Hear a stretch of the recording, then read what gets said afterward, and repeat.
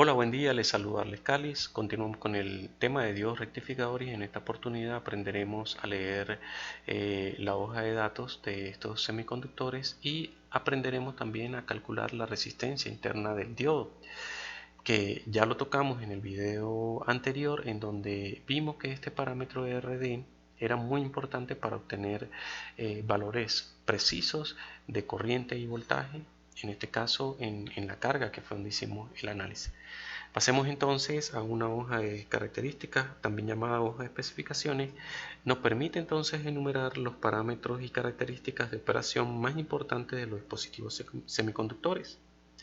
También nos proporciona información esencial como los tipos de encapsulado, pines de salida, procedimientos para realizar pruebas y aplicaciones típicas. Generalmente, los fabricantes de semiconductores proporcionan esta información en libros o a través de su sitio web.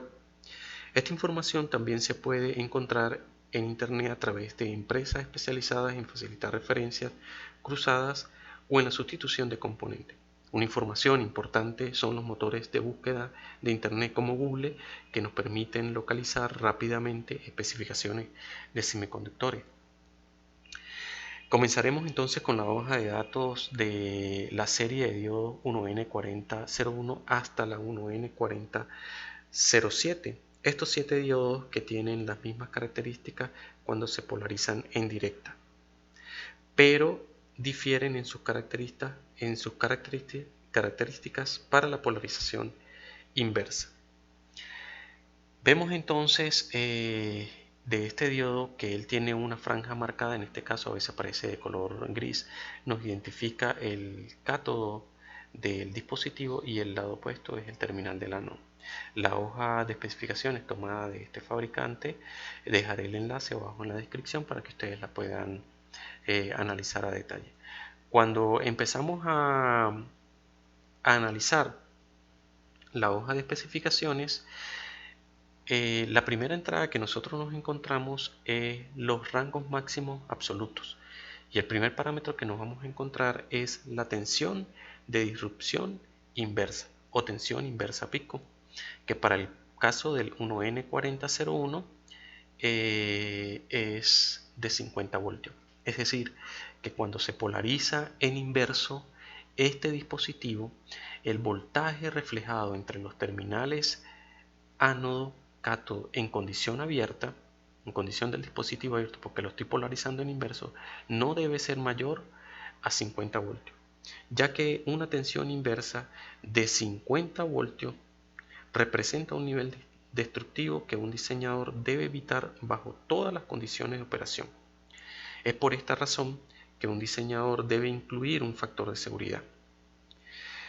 Normalmente no existe una regla sobre este valor, porque depende de demasiados factores. Sin embargo, un valor apropiado para esto es de 2. Es decir, que para un diodo 1N4001 polarizado en inverso, no debemos superar un voltaje inverso mayor a 25 voltios, incluyendo un factor de seguridad de 2. En otras hojas de especificaciones, este voltaje inverso pico lo encontramos como el PIB, el PRB o el BB, además del BRRM. Bien, otro parámetro importante es la corriente directa máxima. Esta corriente media rectificada en polarización directa que aparece en la hoja de especificaciones es de 1 ampere máximo. Al igual que en el caso anterior, en hojas de especificaciones encontramos a este parámetro como corriente I sub 0. Un factor de seguridad para esta corriente máxima rectificada media es de 10 a 1. Es decir, para el diodo N4001 un valor apropiado es de 1 entre 10 es de 0.1 ampere. Es un valor apropiado para funcionamiento correcto del diodo. Pasemos entonces a las características eléctricas. Seguimos bajando, ¿verdad? Y nos encontramos con este parámetro, el voltaje en directo, que nos dice que para una corriente en directa de 1 amper, esa caída de tensión B sub F es de 1.1 voltios. Sin embargo, si nosotros tomamos miles de diodos 1N4001, vamos a observar que pocos presentarían una caída de 1.1 voltios cuando la corriente sea de 1 amper. Es por ello que en las curvas características que vamos a ver más adelante, este voltaje normalmente oscila del orden de los 0.9 voltios. Veamos entonces la corriente inversa. Esa corriente inversa podemos observar que para una tensión nominal, en este caso de 50 voltios del 1N4001, y a 25 grados es de 5 microamperes.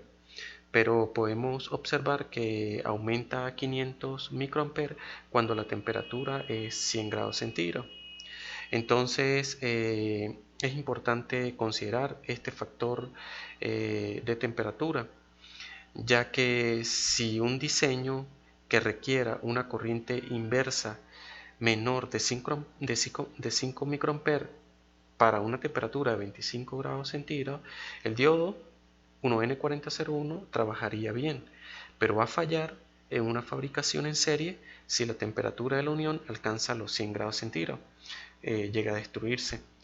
En este caso podemos también agregar que la corriente en inversa incluye la corriente de saturación y la corriente superficial de fugas.